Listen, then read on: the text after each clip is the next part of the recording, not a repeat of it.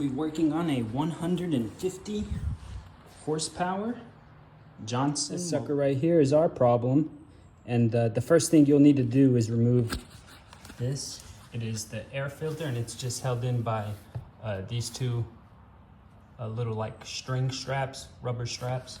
So you remove those and that'll come right off. The problem lies right here. This shiny pole looking thing right there goes into the engine. Boom, like that, boom. So it's connected to the VRO, comes straight up and then goes into the engine. And that's what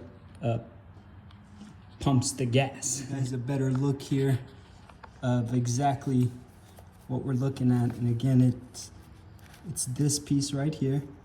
And you can see better there that it goes into the engine. And I don't know if you can tell, I just primed it, but it's leaking gas around there.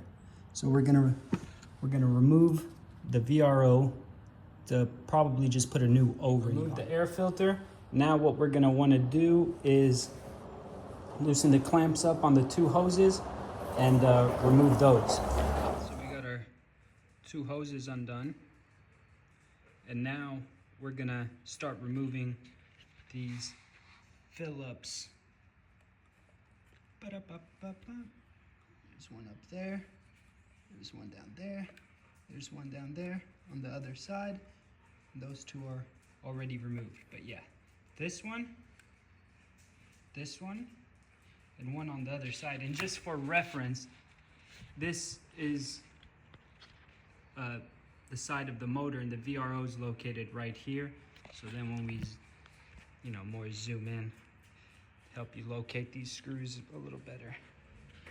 There's that one up there. There's that one down there, and on the other side down there. All right, so remove those screws, and the VRO, you can kind of just pull it out. Again, this part goes into the engine, into that hole up there. So you might feel a little resistance. Go ahead and tug on that. Also, there's one more hose connected to it at the bottom there. So we'll go ahead and remove that clamp. So this is it out of the boat. There's also going to be one wire to disconnect, and that's just that I believe it's a sensor that tells you if you're getting oil or not. But our problem, I believe, is just going to be these O-rings. I'm gonna have to check them and see exactly why, because this is the only area where gas was coming out from, was around this piece right here. But that is how you remove the VRO, and I'll show you when we get to reinstalling it. So before we put it back in, this is gonna be my fix. I removed the O-rings. Bam, there's the original O-rings that went on here. And again, this is where the gas was leaking from. What about this? Was the one screw that was up here. I don't know if you guys remembered, there was a screw up there and we removed it. 1, 2, and 3. These two were not there. I thought maybe my dad removed them. He said he did not. So those two were not there, and maybe that's why it wasn't being held up against the motor, and maybe that's why it was leaking the gas. But I'm gonna put the O-rings back on. They're good condition. They're not dry at all. I got some mass airflow sensor cleaner, throttle body cleaner. I'm gonna clean up around here. Take that out.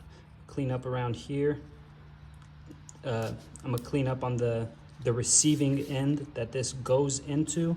And I'm just gonna put a bead of fuel resistant gasket maker right around the edge here. So that way, when you push it in, it smears back across the O-rings, and we'll create a little gasket, and hopefully with these two other screws that I add in, we'll fix the problem. Okay, so I did go ahead and put the VRO back on, and you can see here, let's see if we can zoom in maybe a little bit.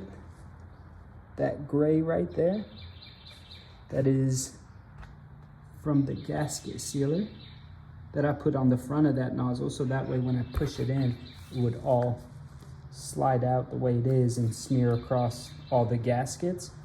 But yeah, push it back in, make sure it's nice and snug in there, and you'll know when it is because it can't go any more forward. You got 1, 2, 3 screws to put back on. That will mount your VRO to your engine, and then put 1, 2, 3 hoses back on, and your air filter cap, and you'll be good to go. That's how you remove and replace the VRO.